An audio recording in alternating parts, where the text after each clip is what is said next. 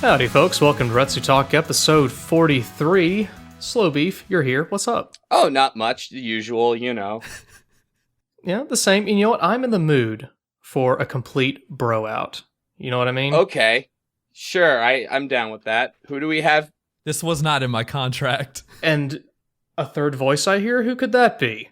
This is AllShamNoWow. How are you doing? Hey! Hey! Mazel tov. It's great to be here. Great to have you here. AllShamNoWow. So, we have no topics to talk about. Nope, no agenda. This is None. totally winging it. So I'm just going to type your name into youtube.com here. And let's see what you got. I like to have someone's dossier in front of me before I speak to them. Let's have a history lesson based on your YouTube findings. As I understand it, you are a Let's Player partnered with Machinima. Sure, yeah, that sounds about right. I understand you've recently uploaded Saw 2 Flesh and Blood Part 18 in conclusion. The greatest game that anybody has ever made. It's so good. It's funny that I thought I haven't watched it yet, so don't spoil it for me. No. How do the Saw movies compare to the games? I actually watched the Saw movies before I did the Saw games to kind of give myself a lore refresh, which I really wish I didn't do. Because, yeah, I know how silly that sounds, but I watched... This isn't Elder Scrolls, man. I watched the first two movies before I did the first Saw game. Didn't matter. Like, there's just nothing involved in those games that makes any sense at all. Mm-hmm. Oh, that's shocking. Like, it doesn't even follow much of a storyline. It's just you have to do repeated puzzles for about 8 hours, and then at the end, you die. There's no conclusion to it. I mean, how's that different from the movies? At the end of the second game, with one of the endings, there's no ending. It just cuts to credits where Jigsaw gives the main character, Michael, a choice between leaving or becoming his apprentice, and then it just cuts to credits. There's no ending to it. And it threw me off because I actually, in the episode at the end, I'm going onto Google and I'm looking for game facts to figure out if I did something wrong. And I didn't do anything wrong. I played it just fine. So that was it. See, you know, it's funny. I have a pretty low opinion of the Saw movies, although I would think they would make pretty good video games based on the whole death. Get off your snobby high horse, Sloby. Oh, I'm sorry. No, but I remember like when Insidious came out and my wife wanted to see, she's like, it's like from the makers of Saw. And I'm like, thank you for the warning. Like, and he threw his scarf over his shoulder. I honestly thought the first Saw movie had potential. Mm-hmm. But I don't know. I mean, it wasn't completely terrible, but then after that, they just went down the drain with the torture porn side of it. Yeah. Well, you know what bugged me about the first Saw was Marilyn Manson did this in some music videos where like they would do this fast motion cinematography. Yeah, where it was like kind of stop motion really fast. And Saw did it like a lot. The games, they will give you seizures. There is no other game on the planet that deserves a seizure warning like Saw does, because every time you go to save a character that's in some contraption, it does the flash camera cuts over and over again. You get them like 20 to 30 times throughout the game. It makes no sense. Well, I watched a playthrough of the first game a while ago, and you play what is it? You play somebody Danny Glover. Danny Glover. Yeah, you play David Tapp from the first movie. So you play Danny Glover. Well, no, he doesn't look like Danny Glover, and he's voiced by the guy who does Lewis in Left 4 Dead. Oh, I see. Danny Glover. so it's like, just trust us. This is Danny Glover. Yeah, it is. I see. And then in the second game, you play Danny Glover's son, Michael. Voiced by Danny Glover. Yeah. Voiced by the voice actor from Zoe from who is also Danny Glover. Who is also I had no idea. So versatile. I never knew that Danny Glover has infiltrated all of the video games that I play. Well, he's an accomplished actor, yeah. I mean, you know. I'm Danny Glover. First Lethal Weapon, now this. You know, ever since he was in Angels in the Outfield, it's just a trip to stardom after that. You've now given me the third movie I know that has Danny Glover in it. How many times have you gone into Hollywood and heard, I need a Danny Glover type? What do you got for me? Strangely, though, he did not get typecast as a Danny Glover type, which is fortunate for him. Yeah. But so Saw 2, you play as his son? Yeah. His son is a news reporter, if I'm not mistaken. And there's something about his son like fudging stories and getting backdoor money or some bullshit like that. You know how Saw is. He doesn't fucking care. Jigsaw just wants to kill people. Like, he wants the smallest excuse to put somebody in a bear trap. So people's stories are really boring in that game. And what better pretense for that than journalistic misintegrity? Yeah. See, that's what always pissed me off, too, is like, where it's like, well, I have a terminal disease and people are wasting their lives. Like, what is this? It's a Wonderful Life? Like, knock it off. What kind of stupid villain are you? Come on, Grandpa. And also what's great about Jigsaw is he's also been in 24, the TV show, as a bad guy. Oh, yeah. I remember that. The actor or the actual character? No, yeah. Jigsaw Just as go the with president. We need Jack Bauer to stop Jigsaw. And he was also in an episode of Seinfeld as this guy Kramer and Newman are trying to sell records to. Right. Which is, I think, what set him off into the world of Jigsaw. Oh, good Lord. I understand he's the main antagonist of the latest Mario game. Yes, that's very true. What do you call it? So Saw 2, you play as this journalist who, and Jigsaw finds his dumbass reason to, like, put you in a death trap. He makes you save a bunch of random people for no reason. And then at the end of the game, they all get killed. Right before the end. Every last one of them is dead. All of the people that you saved. But doesn't that, like, undo the whole, like... It does. Death trap? They build it up for about 7 hours of you going through the repeated traps and saving people. And then in the last hour or so, they start killing every single person off until you get to the end and you're the only one left that needs to be killed, I guess. And it's not one of those bad ending scenarios? I don't know. Don't make him play it again. There's actually 2 endings, and it all depends on what you did in the first 30 minutes of the game with a character that you only play once. Yeah. That's stupid. It's one of those. So I didn't know why. That's why I was so confused about the ending, because I didn't realize that what I had done in the first half hour sealed my fate for the rest of the game. So it didn't fucking matter what I did. Well, that's how Jigsaw does it, see? He actually became a game designer. So... No, it's funny. I've only seen the first Saw, and I've like seen scenes from and like little synopses of later. But Jigsaw does get actual apprentices later, right? Yeah, they're called Pighead. And yeah, the apprentice becomes the main villain of the later movies, I believe. I only saw the first 2. Yeah, I think so. But who would do that? Like, who's following in his footsteps? Hey, you slow if you know who? Who? Danny Glover.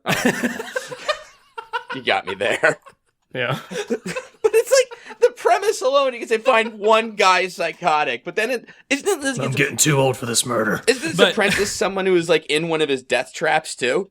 No, well, yeah, I'm all for the Danny Glover joke, but if you really want to know, it's the guy in the first movie, the doctor, actually becomes the apprentice, the one that cuts off his foot. Spoilers, but yeah, that guy. Yeah, you that mean guy. I thought it was a lady.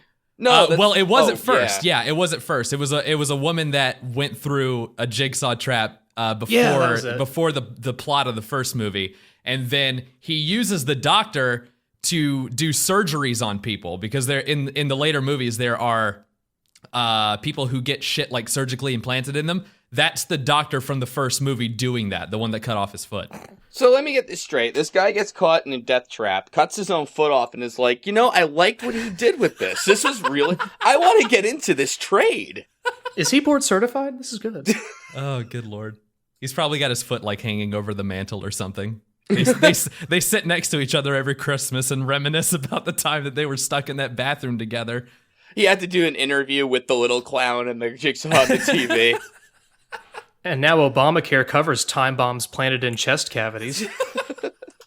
Also, where does he get these slow-acting poisons from everywhere? I don't know where he gets anything. Like, especially in the games, it's like the guy's on a multi-million-dollar budget in order to create these death traps for like 20 people. I don't understand how it happens. It's like, shit, this thing's only going to last 10 minutes. This guy's got to wake up right now or this death trap's not going to make any sense.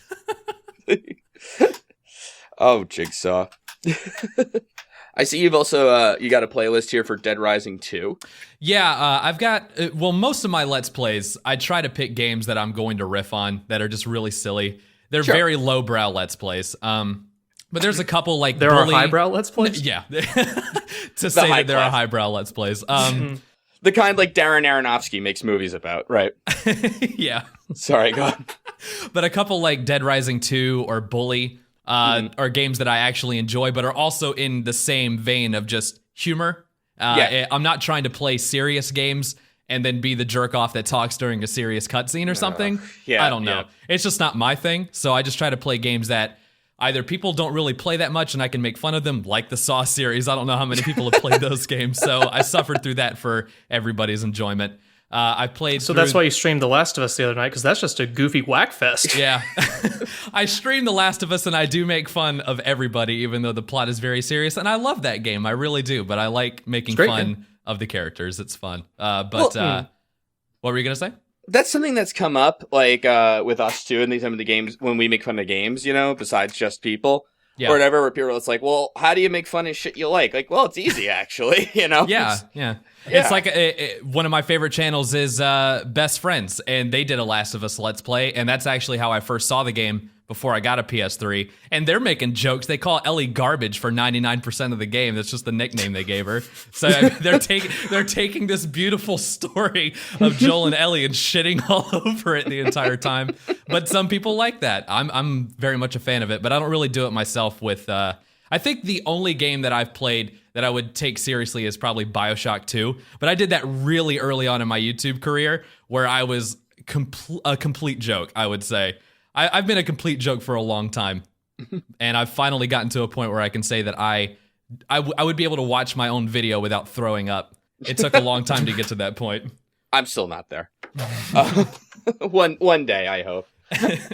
I think, that's the thing, though, too. It's like, sometimes, you can enjoy a game and totally, like, rip on it or whatever, like, I'm waiting. Of course. We want to do a wrong prey of Sanitarium. I don't know if you ever heard this game. I have heard of it, yeah. Yeah, I think it's an amazing adventure game, actually. I mean, it's got some flaws here and there, and hopefully enough to carry a video, but I guess we'll find out. But, like, it's not like, when I do that, especially, like, to these, like, older games, like Saw 2 is, pretty dated by now, right? I mean, I don't think... Saw 2 is 2010.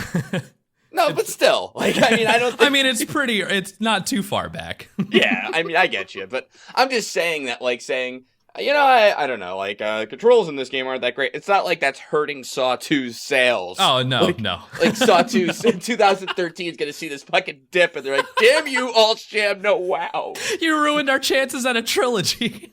We were so close to an 80 on Metacritic. So it's no better than laying a wet fart all over the Mona Lisa, making fun of good video games. Oh, boy. Good video games like Saw 2 and... old adventure games like Sanitarium. Cut from the same cloth, I Classics. say. And Alone in the Dark, don't you forget. Let me see what Saw 2 Flesh and Blood, as its subtitle, actually got here. I'm curious. Oh, 47. Okay. Wow, I'm actually surprised. That's very forgiving. Is it? Well, I wouldn't give it a 10. I wouldn't. Oh, good lord. It's funny. I would have thought, user score is 5.7. God damn it. What is wrong with these people? I didn't even look this up. I should have looked that up for research. The game worked, so 9 out of 10. My favorite user review so far is from The Quiet Gamer. He says, the first Saw game captured the feel of the movies perfectly, had great puzzles, and added a good canon, but spelled Cannon. So it's like a good canon story. So there's a story of a canon somewhere. As long as what it adds is good. Oh, good lord. I mean, the Saw is a very intricate universe, Slowbeef. So if you want to understand the caliber of a Saw game puzzle, one of my favorites is a match game that they do with some TVs, and you have to match items with different characters that you've met throughout the game in order to not get blown up by nail bombs. Like, these are the genius ideas that Jigsaw comes up with. We'll play Pictionary for your life. It's like those memory card games, right? Like in Super Mario 3 and the Toad houses where you flip 2 cards and they match. Like that. Right, that with nail bombs. Got it, okay. So they even took that out of it. I'm sorry, I'm reading some more of these reviews and stuff. Even IGN gave it a 45, which I guess Yeah, is I think whenever I played the first game, or no, the second game actually on Xbox, like user ratings or whatever that you can see on Xbox Live, I think the second game might have a 4 out of 5 stars from user ratings or something. That's amazing. It's really silly. People's standards are incredibly low. I could tell. Wow. It's, you know what we really need is Jigsaw actually to capture like game reviewers and such who can feel terrible games. So people's standards are very low. Is that why you got into Let's Play? That's why we all did, I think. Pretty much. Yeah. Yeah. It's the low-hanging fruit. Yeah, it was That's why very I started easy. this podcast. So I'll just ask you because this is the YouTube LP thing to do. Okay. Even though you are on something awful, right? Yeah, I don't really post. I just browse and watch Let's Plays and I hear you. nonsense. But are you going to be Let's Playing Ride to Hell Retribution? No, I actually did one video of the game when it came out. I fucking paid $30 for that game and played the first half hour of it. And that's one of those games that on its surface, you might want to do a Let's Play of it because it's easy and it's easy to make a joke about, but it's really fucking boring after the first episode because you're Really? just like a game can be so bad that it's not even Let's Play worthy. Like I wouldn't do Ride to Hell Retribution. I wouldn't do Aliens Colonial Marines. I wouldn't do Duke Nukem Forever. There are games like that people just don't want to watch after 1 or 2 episodes. It's just one of those things that you should do like one 20-minute or so video on. Maybe just cut it into like a montage type thing and then just let it go. I've been thinking about that kind of montage style of thing ever since. I don't know if you saw Conan O'Brien does a thing called Clueless Gamer. Yeah. I've Yeah, seen and that's that. kind of what he does basically. It's not anything like a Let's Play or a review Yeah. even. It's just sort of here's the best bits we got. But it makes sense because, like you say, some of these really bad games have like a great first half hour, but then are like kind of repetitive from there on You in. start to hate yourself first starting the Let's Play series, and you want to stab yourself in the throat every time you try to start the game to record it. It's one of those kinds of experiences.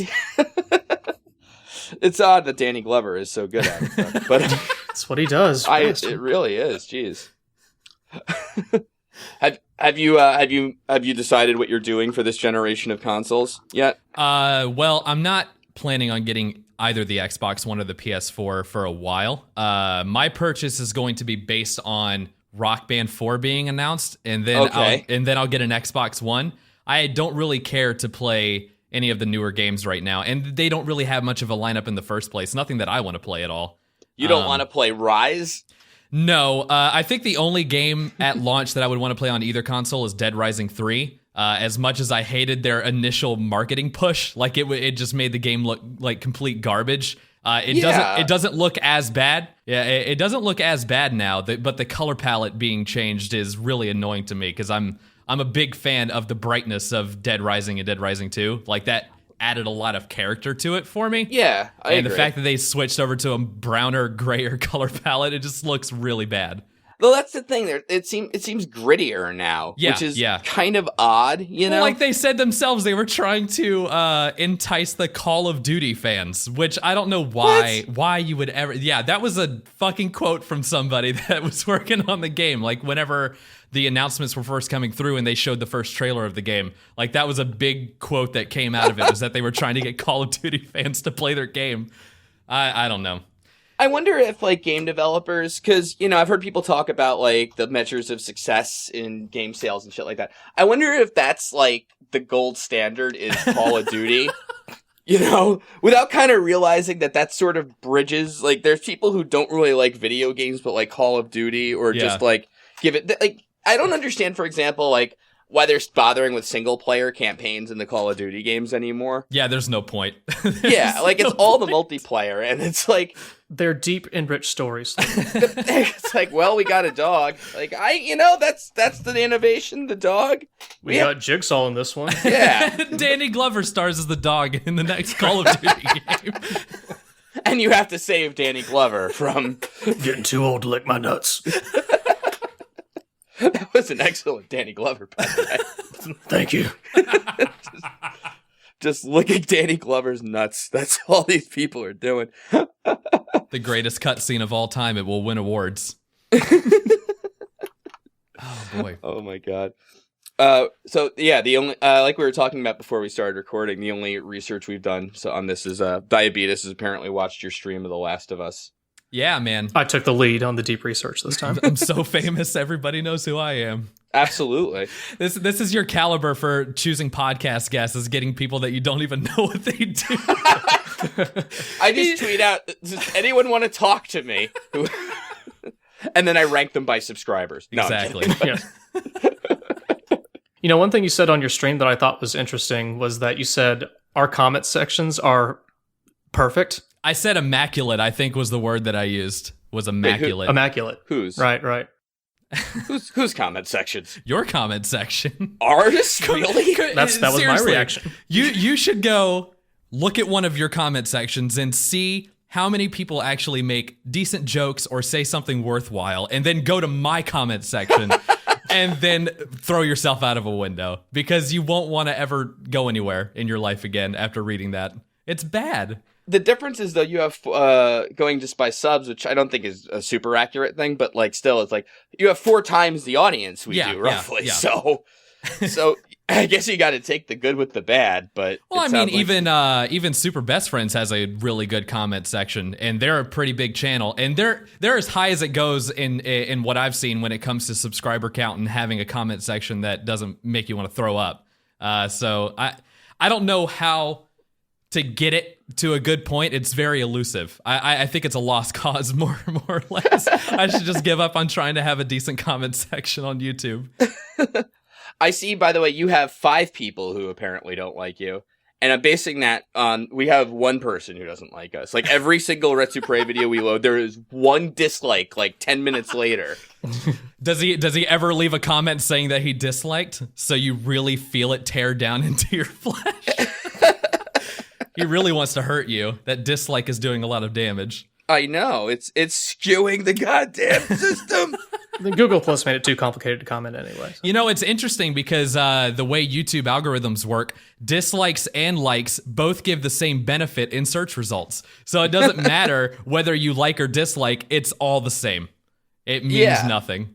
You know, it's funny is because I had a campaign I was going to start, because I found this one guy made a video where he said, if you give me 100,000 likes, I'll really give 110% effort.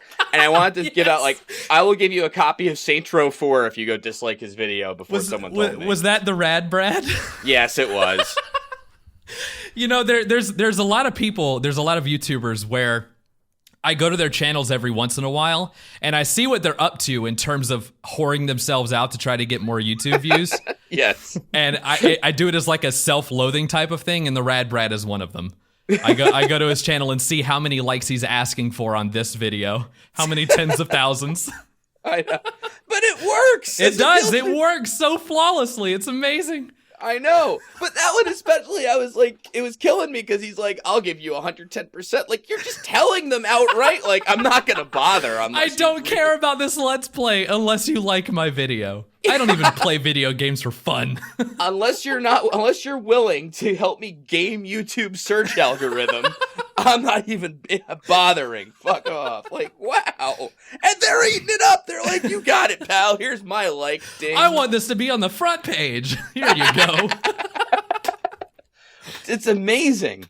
I'm going to put a like and subscribe notation over this part of the conversation. You have to put an annotation, and then at the end of the video, you also have to have a splash screen while music is playing that says like and subscribe. And then you also have to put it in your description. You have to make sure you cover all your bases.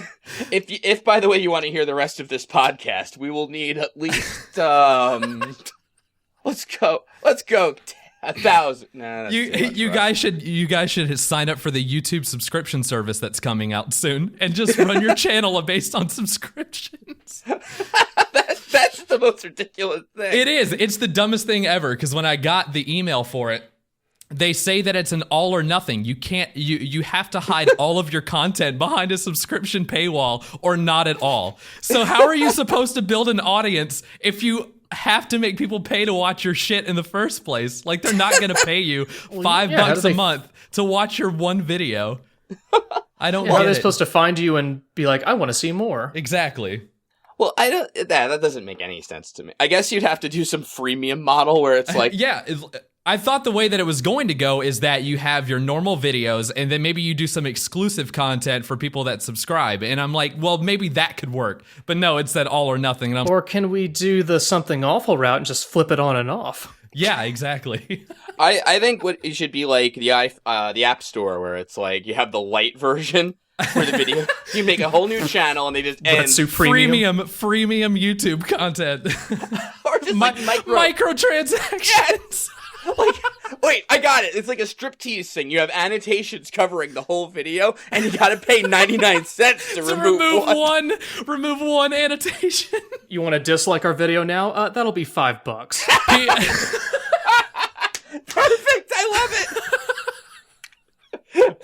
People will start leaving comments telling you which annotation to remove to get the best experience without paying the most amount of money. Like, just remove the one in the top left corner and you basically got the idea of the video. Oh, here's what you do. You say some, like, non-controversial shit that people care about for no reason. Just like, by the way, Xbox, I've heard, is totally worse than MacBook Air this generation. But make it like $1 to comment, because you know they'll be frothing. Like, I don't want to pay, but fuck, I gotta call this guy gay and tell him he's stupid, you know? YouTube is gonna be so profitable because of this.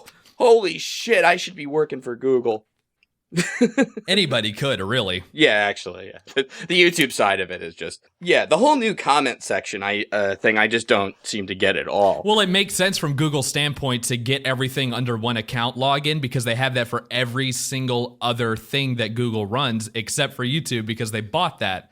So they had to integrate it with Google Plus in order to have everything that is Google based under one account. So it makes sense in that scenario where they just want to have everybody logging in under one thing. Sure. But then they fucked it up with the enabling links and unlimited character limit. That's that shit that shouldn't be on YouTube, especially links. That's the worst thing that I've ever seen in my life, that somebody would let that go through. And at day one, all you see is screamers and pornography. That's all you got all over YouTube.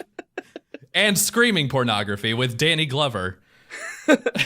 And some of the bigger people now, like PewDiePie did this, Total Biscuit did this, or just disabling comments altogether on their videos. I did for about a week or so, and then I went through, I found a list of things that people did for the blacklist option that you have under your comments to remove all links, basically, and it actually works. So I turned mine on for one time to give it a chance, and it worked after that, because I don't see any links in my comments anymore. Mm-hmm. So I guess that worked, but I did disable them for about a week because I was really angry with what I was seeing. All of the Bob and his army. Oh God, I forgot about that crap. What the hell was... Why? People that supposedly care about YouTube comments ruining YouTube comments by spamming ASCII art. That's not how you start a revolution. That's how Hitler did it. Fucking Bob. That jokester. What a guy. What a guy. Jesus Christ. But, maybe eventually everybody will come around and start liking it. Yeah, it seems to be calming down from where it started. Because if you went onto the bigger channels, like, all you saw was the ASCII art spam. But it seems to have chilled out a little bit. Now people have lost its luster, I guess. Mm-hmm. It's not the cool thing to do anymore. I see. I've noticed there's just less comments. That's what I've noticed. Yeah. People not linking to Google Plus, so they just don't comment at all. Yeah. See, that's what I don't quite understand, because Google, as I understand it, is a business. But if people, I have some evidence for you that suggests they are not. But it's like, if you discourage comments, that means people theoretically, I guess, don't come back to the video to get into their little argument with, Sammy J. Diamond. Or Let's Plays, or whatever the hell fake YouTube username I'm making up. So therefore, people don't watch the videos as much. Therefore, Google gets less ad revenue. Yeah. So how has someone not been fired for this? I don't know. Because people are using Google Plus? Oh, maybe. I don't know. I feel like Google Plus is it's like the longer they keep it up with this, is like the bigger a black eye it's gonna be. Yeah. Google Plus is all about circles, so... I'm not going to pretend like I know like who is cut off from who in terms of the higher ups with Google. Like who's making the decisions at YouTube that isn't telling the person over at Google over there that they're making a really bad decision and they should probably intervene. But they're just like, no, YouTube can just go do its own thing. We don't fucking care about it. That's basically Google's attitude, it seems. The thing is that, it's funny because I like Google Plus. Like, I think the Circles thing's a good idea. But the thing is that, like, I mean, most of the people who are tech savvy enough to decide they want to switch off Facebook for G Plus, I mean, you already keep track of them because you already talk to them on like Instant Messenger or whatever you email, da-da-da. But the people, like, the dumb people who are like, your like coworkers or that like, or your friends or whatever that you met at the one party or whatever, they're staying on Facebook and they post the funny shit you want to laugh at or whatever the fuck it is, That's where the cats are at, is Facebook. Yeah. Exactly. And all of the likes for respect when people die on Facebook. Oh, Jesus Christ. I saw the greatest picture ever for Paul Walker yesterday. Oh, no. It was like 1 million likes equals 2 million respect. Like the fucking conversion rate for likes to respect on Facebook is so great. So they've done it. They've quantified respect finally. Now, if only we put our Bitcoins on Facebook, they would probably like quadruple in value. 40 likes equals 1 Bitcoin. Then we can beat the Something Awful paywall and watch Danganronpa. It all comes together. Thank you, Paul Walker. You didn't die in vain. Oh, Danganronpa. 5 minutes of Danganronpa is worth 10 Facebook likes, by the way. Just so you know. That's what Rich should start doing, is putting Facebook posts for people to have to like in order to see Danganronpa posts. Oh, they should exploit the fuck out of that thing. I'm sorry. I had an idea, but I ultimately felt too bad about it, to make a Danganronpa updater, like a 99-cent app on the App Store that just gives you a push notification every time that Let's Play updates. A lot of people would buy it. I think they would, but then I'd feel like a heel. So anyway, look for that in the App Store. But you gotta say that from your Malibu mansion after you do it. Oh, God. How much are tweets and faves worth in this scenario? Oh, wow. Are we talking Bitcoins, Danganronpa, or Facebook likes? Oh, there's too many. There's a lot of variables. You can read all about it in my master's thesis. Oh, segue. Is this where we segue to the master thesis for Let's Plays? That's absolutely right. Slowbeef, that gets an A+1. Best segue ever. A+, you graduate. Anything to segue off Danganronpa. Oh, I don't know if you saw, but yeah, somebody wrote their master's thesis on Let's Play. Yeah, it would take me a while to read through this. It's pretty long. It's like 56 pages, yeah. That's a reasonable length for a thesis. Actually, it is, yeah. I hope that there's at least like 5 paragraphs on how Darkside Phil basically fueled PewDiePie's success. Oh, yeah, that. I forgot about that. Forget the master's thesis, yeah. So he had a Thanksgiving stream, and he's like, PewDiePie even said he watched my videos. Which is amazing, because, like, 2 King of Hate streams ago, he hated PewDiePie, but, whatever. Either way, it works, I guess. Any scenario that makes Darkside Phil a little more popular, he's gonna do it, no matter what. Well, it was great, because it was the last thing I'm thankful for are all the haters. Oh, good lord. To motivate me. That's the worst thing ever. My favorite thing is seeing YouTubers that read hate mail that gets sent to them. Like, how much of an ego boost do you need in your life that you get these random people on the internet to comment saying that you're such a great person and that you shouldn't listen to the hate mail that you get? We're playing fucking video games for a living. We don't need an ego boost. We're well past that point. Man, you're such a jock playing video games for a living. Oh my God. Good lord.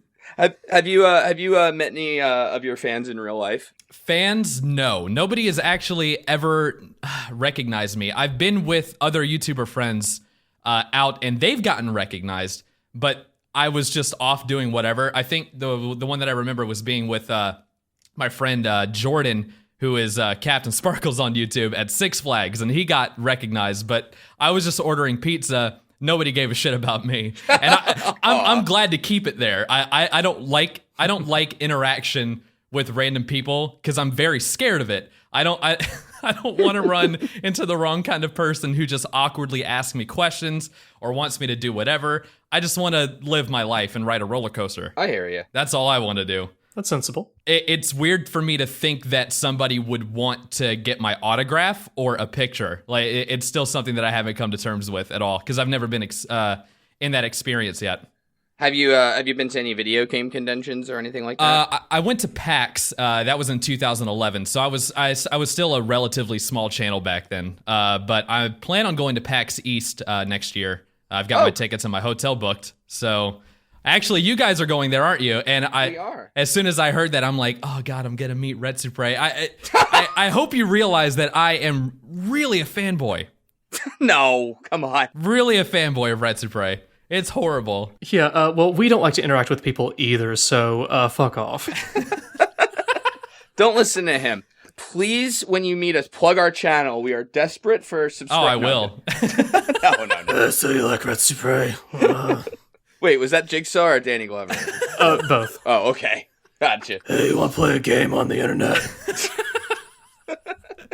That would be great, Jigsaw doing like Jigsaw's in a chat room or something. no, it's a scare cam, but it's like that like clown or whatever. It's like, I'd like to play a game. It's Cave Story Plus. If you can't figure out this puzzle, I'm gonna scream over this scary game, and you're just gonna annoy you. And you're gonna want to dislike it, but I disabled likes, so you can't. Wait a minute, he's the origami killer? That didn't even make sense. Origami killer. Please don't make me think about Heavy Rain. I love Heavy Rain, though. I fucking hate David Cage so much. Oh, it's the worst. Have you played Beyond Two Souls? I have the game. I own it because I was going to make Beyond Two Souls like my master's thesis for Let's Plays. I want to rip David Cage apart and do like a entire series making fun of all of the shitty stories that he's made for video games. And I haven't even finished Beyond Two Souls. It's so terrible. I've watched other people finish it. I have seen Beyond Two Souls played like 5 times already. I hate it that much that I would watch other people make fun of it. Mm-hmm. I don't know. It's really a phenomena for me. I've seen, I've seen Bro Team play through it on a stream. I've seen best friends play through it on their Let's Play. And then I've played it myself. It's ridiculous how much I've watched Beyond Two Souls stuff. And I keep finding new things to hate about it every time I see it. It's amazing how many things you can pick apart that's wrong with David Cage games. I've actually avoided it. I don't know anything about it. Except I know there is like some sort of quantum leapish type of thing where you can jump into people, I think, or something like that. Or yeah, well, it's the entity that's connected to you can possess people. That's all that is. It's not a spoiler thing. Like, you do it too many times throughout the game to even count. Oh, okay, I gotcha. So, all right. So, yeah, I've heard so I'm basically gonna play either that or Dark Souls soon. I would just play Dark Souls, please. Just play Dark Souls. They're kind of the same game, right? Isn't Beyond Two Souls like? I haven't even played Dark Souls, and I can just tell you to go play Dark Souls, please. You've seen you've played Fahrenheit Indigo Prophecy. Yeah, I did a bunch of Halloween related live streams over the course of a week, and I just chose some games that were like thrillers or horror games, and I played through a bunch in a week, and Fahrenheit was one of them. I had seen it played through, and then I played it through myself. God, it's so bad. There's the one scene where one of the main characters, Carla, the lady detective, goes to a fucking insane asylum, and they treat these mental patients like they're goddamn zombified dinosaurs. It's so weird. Like, they're in the scene, the lights go out and the cell doors open, and the inmates are able to walk out. And Carla has to escape the asylum by being quiet and not moving when one of the inmates comes next to her, because they won't see her unless she moves for some reason. But they're just walking by, grunting to themselves. It was a horrible portrayal of mental patients. I think it was really offensive, honestly. The inmates are bats. Is it offensive when you compare mental illness to a T-Rex from Jurassic Park? Really? That's odd. I wouldn't have thought. Fahrenheit was clever patient. Lord Moon did a video let's play of that with subtitles on Something Awful, and it was the first let's play that I had an actual reaction to in real life. Like, in front of my computer monitor, I just kind of quietly went like, what? Yeah. So which part? The furniture attack, the Matrix floaty fight with the Oracle, the business bugs. Let's see, what other crazy parts are in Fahrenheit? I'll tell you what it was. It was a double whammy, because there were 2 updates back-to-back that I hadn't watched. The first one's when it was the girl, like, has sex with the dead guy. Yeah. Oh my God. That is the dumbest fucking thing ever. Like Carla meets Lucas for the first time in a fucking graveyard in the snow. He's accused of murder, but she believes him about his story about the Oracle and some Mayan bullshit prophecy. And then like 2 days later, she fucks him and has his baby. Because it was crazy enough that, like, she believed him. And then suddenly, like, they're on the couch and I'm like, what? And then, but that didn't get me the reaction. I was just, like, more, like, cocked eyebrow, like, what the fuck is this internal? But then the very next scene, out of nowhere, New York City is, like, below 100 degrees. It's like an ice age coming. Like, out of fucking nowhere. Exactly. Like, anybody would die if they walked outside. Yes. Yet Carla is going out in her little jacket and some jeans. But like the double whammy of the corpse fucking, technically, and then the ice age out of nowhere, I was like, what? Like, well, the best part is that they try to play the thing like Lucas's character is dead. So when Carla kisses him or touches him, it's like, your lips are frozen, Lucas. Well, it's like negative 160 fucking degrees Celsius outside. Of course his lips are cold, Carla. It doesn't matter. It's fucking freezing. I love the whole Matrix fight thing outside, which is so stupid and crappy. And then at the end, like, they're escaping, and then the homeless guy is like, in here, friends, quickly. The Invisibles. They call them the Invisibles. How cliche is that shit? All of a sudden, you've gone through like 6 hours of a game, and now it's homeless people know fucking everything that's ever happened in the universe, and they've been trying to subvert this Mayan prophecy for fucking years. But like, and also like, imagine too, you're in like a fight or something like that, and then some homeless guy's like, "In here, friends." Like, you'd be like, "Who the fuck are you?" Like, no, bye, forget that. It's like, I have superpowers. Why am I following a homeless dude? I know. I like to think it was just some crazy guy who's like, "Yep, jump in the sewer." And then in the last 15 minutes of the game, it turns out that there's a whole other enemy, the artificial intelligence monsters. Like, they came out of nowhere. I forgot about that. I need to watch this. It sounds fucking awesome. Oh, it's amazing. It's amazing too because it starts out with like a lot of potential. It like, does. The first scene was okay. It was pretty good. And the idea of playing several main characters that all interact with each other in some way, like, you know, the guys are investigating the murder that Lucas committed. Like, that's an interesting concept. And it just gets thrown down the fucking garbage within like the first hour. Oh, it's so good. Yeah, it's better than Heavy Rain, but not by. Well, I don't know. It's a tough comparison. So this is Fahrenheit 9/11, the Michael Moore movie? Yes, it is, starring Danny the Glover. interactive Michael Moore movie. No, it's It was an inside job, I think. Wait, it's okay. It was an inside job. If you like and subscribe, I'll tell you more. So, how do I describe it? It's like, all right, it's a David Cage game, obviously, Quantic Dreams. That you have a sanity meter, which acts as your health, you know, more or less. Sure. The levels of depression that you go to, the lowest is called wrecked. Like that's an emotion for David Cage. The lowest that you can go is to be wrecked. Yep. And like, so you wake up, somebody's been murdered, and like the cops are coming, so you have to kind of cover it up, which is kind of like a neat sort of thing. First instinct, yeah. Right, yeah. But then you play the cops trying to uncover it, which that was like a little like, well, where's that going exactly? And then the main character's seeing bugs, and then it goes to Crazy Town at one point. I can't remember exactly what the line is, and it's just like, wait, whoa, this is the same fucking game? Like, what happened here? The best part about Fahrenheit is the tutorial that David Cage inserted his own model into to teach you how to play the game. I forgot about that. Oh, it's amazing. He's got you in like a mock movie studio, and you're controlling a crash dummy character that looks like the main character, Lucas, in the face, but the rest of it's a crash dummy, and he teaches you how to play the game. And by the way, somehow the things we've just told you spoiled nothing. Yeah, pretty much. Yeah, like... There's still a lot of shit that you could go through and learn in that game. Like, I'm sure there's maybe one GameFAQ author who's figured out the story, but for the most part, it's like, so what happened in Fahrenheit? Oh, I couldn't tell you. The amount of entries on TV tropes for this game is probably astronomical. Oh my god. And so many tropes, like smart homeless people hallucinating bugs. Typical. Seen on every sitcom ever. Exactly.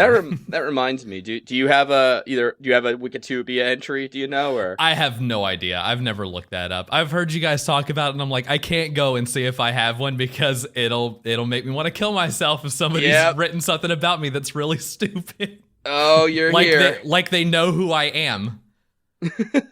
The good news is, I hope you don't take this the wrong way. Yours is nowhere near as involved as Northern Lions is. Like, I don't know how tall you are, so that's good. Oh, let's see. You got a 2-paragraph treatment here. 2 paragraphs? Wow. We call that a footnote. I'm going to call my mom and tell her. It all led up to this. You have 2 comments on this by Noobs Cheat. And the first one is, his voice sounds nothing like his face. Like, what? I mean, to be fair, your face sounds pretty fucked up. But then the second one, he's like, why? Oh, God. Damn you! AllShamNoWow! Damn it. I am famous for uploading Left 4 Dead 2. Like, don't ever say that in a sentence again. I'm famous for uploading gameplay. Only one man was so bold. I fucking hate telling people what I do as a job. It's the most embarrassing thing ever to have to say I play video games for a living. Look at your stats, too. Like, date shut down, NA. Like, they're waiting for that. Yeah, they're waiting for me to get a copyright strike. Schedule unknown. I'm going to piss off the wrong developer, and they're going to take me down when I make fun of their game. But your schedule is unknown. Like, there's some guy in a whiteboard with a blue marker. Like, yeah, I don't understand that at all. Just clutching their head. I can't figure it out. First it was 5 a.m. and then at 6 p.m. the next day. I like how the picture of me is some shitty Facebook photo that I had on my profile from like 2010. Somebody found that picture. I don't know. Let's play Left 4 Dead 2 custom campaigns. This is it. And then dinosaurs in Kokiri Forest. Yep. Oh, good lord. Yeah, a fucking Legend of Zelda map that we played with dinosaurs on Left 4 Dead 2. That's awesome. Hold on a second. I got retsupurae. Yes, no text in this page.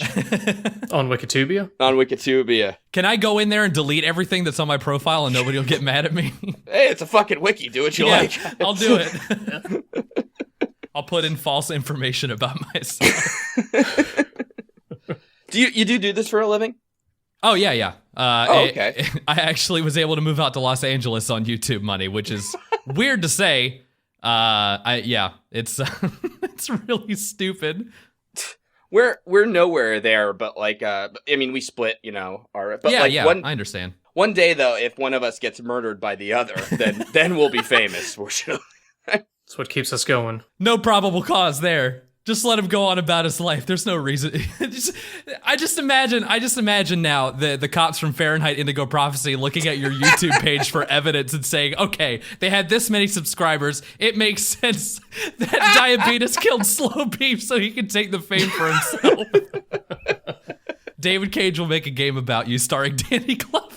Or that'll be the twist, like, well, he couldn't have murdered him for the YouTube channel. They only have 80,000 subscribers. You've got that wrong! Slowby, if you've been holding back Let's Play for too long, I want to take this to the next level. God. I got shot in the throat. Sorry, Slow. Let's murder. By the way, I snuck another Danganronpa thing in there. But anyway, Wonderful. There has to be one per podcast. Exactly. No, there's been 3 now, so he brought it up. What do you do when people ask you what do you do for a living? Like people who don't know about this stuff. I say that I do YouTube for a living, but I never say video games outright first. It's always I do YouTube videos for a living. And then if they press further, then I'll say, yeah, I play video games and I make a living off of it. Yeah, hate me. So you don't try to do something like, I'm a content producer. And oh, fuck that. Good Lord. I don't make artwork. I say cunt over video games. That's not noteworthy. And that, by the way, not great video games either. We're talking Saw 2. I mean, I at least try to keep the gameplay on my channel at the level that the content is supposed to be. So the games that I play equal what I'm putting out on YouTube. See, I don't want to play masterpieces because then it's just overshadowing who I am. I've got to play things that are worse than me. Oh God. I like it. My philosophy is to play tough games really badly and just keep doing them over and over and over again, and then just bring people into Skype until you get the one crazy person, and then it's all worth it. That stream earlier today. Oh God. I felt so bad. It was awesome though. Oh, it was the most amazing thing I had ever heard in my life. But I was cringing for you, and I was really, really hoping that you would take it well, and you did. You did really well with it. Well, you know what it is? It was Yat, his name was, or Uno, excuse me.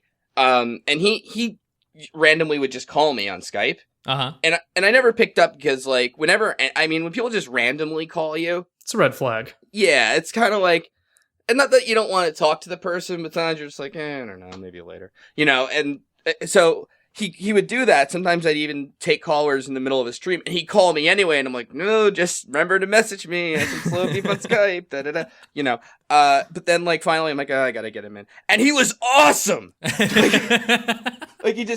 playing Yoshi's Island badly, and he's like... It was like he'd been bottling up questions to ask forever. Oh, it was great. He was like, yeah, he just jumped in with, like, what do you think of Japanese gameplay storytelling? I'm like, oh, fuck. Like, Here we go. what? We're starting the greatest interview of all time. I know. Like, I'm, like, trying not to laugh because he's making me fucking laugh. God damn it. Or at one point, I wanted to say something about Cherry Doom, oh, I know she's making some Pokemon ramen. But the minute I say, like, well, I know Cherry Doom, he just jumps in with, like, I know her too, and I watch her. Like, oh. So we're on the same level, I see. All right. I gotta get him in again, though.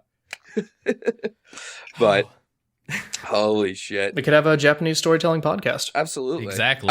I gotta get him and Mega Jose together and, like, have them duke it out. Like an episode of Crossfire. If we can go for like 20 minutes talking about the Saw franchise, you can go for an hour talking about Japanese storytelling. Hell, There's a lot yes, more to I say. can. Fuck yeah, really. Just Right? Just get me started. I haven't talked to Mega. I don't know. Do you heard of Mega Jose before? Or know about him? I know the reference to another Skype call during a stream. I think I missed it, but I know the name because it's like some infamous thing in the stream now that people always say. So what happened was we had tried a couple live from Twitch ones where, like, there's one where I couldn't do it, so Diabetes and Cherry Doom I think you and Cherry Doom, right? Yeah, these were podcasts, not just playing games and shitting around. Yeah. Yeah, just like, just took callers and shit. So then I tried it with Cherry Doom, and the first caller was this guy, Mega Jose. Really nice guy, but the minute we started talking to him, I'm like, well, we have to do the whole hour with just him. Because, like, he was talking about, like, crying in video games, and I'm like... Sonic Adventure 2 was the most emotional game. Yeah. Ever, or maybe it was the second most. Because I wished if I had a webcam on me, I would have written Final Fantasy VII and put it in front of there, because he's like, Final Fantasy VII, obviously, like, of course. And he's like, it's Sonic Adventure 2, and I'm like, wait, let's just wind back the clock here. I'm sorry, Sonic Adventure 2, and that is apparently a very sad game somehow. A lot of pathos. Which you gotta play it, man. It's all of those sad coins living those lives. They're just sitting there waiting for Sonic to pick them up. It's the saddest thing ever. They've got nothing else to look forward to. It's something about the way he loses the rings. You just can't get them all when he loses. Absolutely. You can't collect every single one of them. How are you supposed to do that? He was, and he was so energetic and happy when you talk to him about this stuff. If you, real infectious energy. Yeah, it's great. Yeah, I very rarely plug like our own stuff like that, but like if you're gonna listen to one podcast, it's probably that one. Yeah, I need to go back and listen to it now. Yes. And it's great because Cherry Doom feels so fucking awkward during all of it. You could just tell. And at one point we started Metal Gear and hostages. So like, I think I know what it's like to be taken hostage. So. Oh god. Do you ever try? Well, I'm sorry. According to this, that you usually do stuff with other people, apparently. But or you're mostly a solo guy, or? Well, recently I've been trying to do more stuff with friends because it's easier to make daily things if you have other people to work with. Because honestly, most of the time I can't produce shit on my own and be funny. I hear that. So I have to rely on other people like feeding me, and then I can go off of that. So I like to play games with friends now. I actually went for a few months where I wasn't really playing with anybody. Did we lose him? Oh dear, I think we did. I'm still here. Are you still here? I'm still here. This has never happened to us on a podcast. We're still recording. We can't. We're just rolling with it, man. Oh God. What do we do? We've lost our guest. No. If you want your guest back, you're gonna have to leave a comment and recommend my video. Jeez. Try to add him back. I don't know what to do. Okay. Am I There back? You're back. You're back. We're still recording. It's okay. We're still recording. Yeah, we can edit this out. Are you still there? Uh-oh. Is anybody there? Beatus? I'm still here. Are you still here? Do you hear me? I hear you. Do you hear me? Okay. Yeah.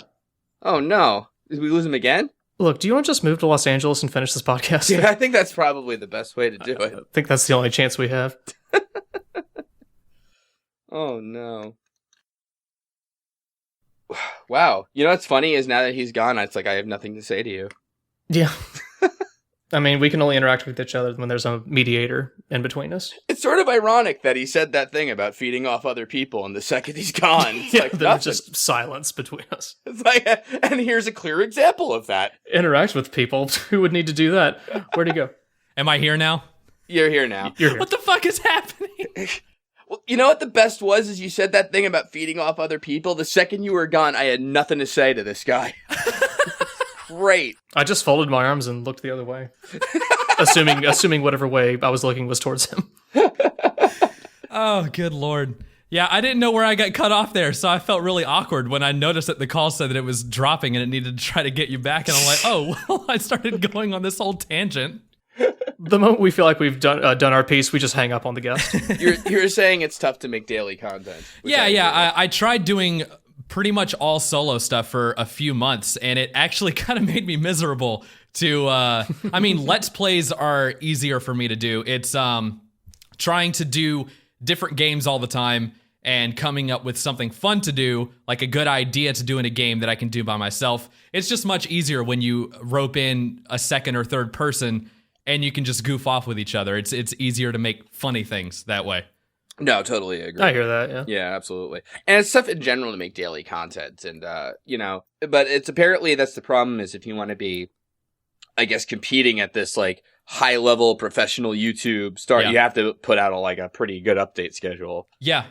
I struggled a lot with trying to get to daily content, and I'm still, sometimes I miss a day or two here and there, but I think that's better than me going like 3 or 4 days without a video because I'm just not there in the head to do it.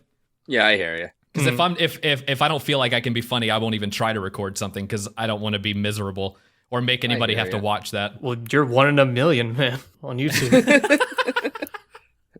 I don't even think we do that anymore. Yeah, that doesn't stop because us. I want to understand the process of somebody like the Rad Brad who does like 50 LPs at once. Like, how do you go through life and turn your brain on to be able to do that and upload 5 or 6 videos a day? I want to be that much of a machine, but I can't be. Well, maybe it's like the thing is he asks for the likes, and then when he gets them, he like is it's wow. like power charge. Yeah, I get it. Like that many people like me. Like he's not like doesn't get the connection, so he's like, wow, that's awesome. He's like an internet succubus. Yeah, there you go. That's it. The Rad Brad is an internet succubus. I will say that.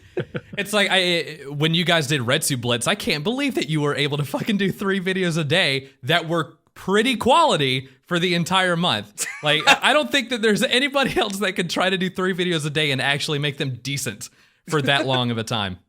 Okay, you keep qualifying it because there is a little pause there. You made them pretty quality, like solid C plus, Passing grade. All right, I didn't want to inflate your ego too much, but I wanted to make you feel like you did something good in the world. No, it's okay. I know it averaged to like a C. Yeah, Nah. Yeah, but seriously, tell us how great they really were. Oh, they were so good. Thank you. I wanted to start another Retsu Blitz this month, but I'm sure that that's pretty difficult to do if you have like conflicting schedules and whatnot. Actually, this is gonna be a sort of surprise thing, but we're gonna have something sort of interesting in the pipeline. We've been shooting around an idea. Yeah, I don't want to quite announce it yet but it's something along the lines of that. But it's not exactly that. No, it's not. It's not going to be a month. You don't want to get people's hopes up yet. It's called Retsu Year. It's called, this is just our update schedule from now on. That would be Jigsaw's trap for you, is that you have to do Retsu Blitz for like a 5-year span, and then you get to go home. I found a Danganronpa video on YouTube. You have to talk over 5 of them a day for the next 365 days. I don't know if I'm still Danny Glove. Shit, but you're Jigsaw now.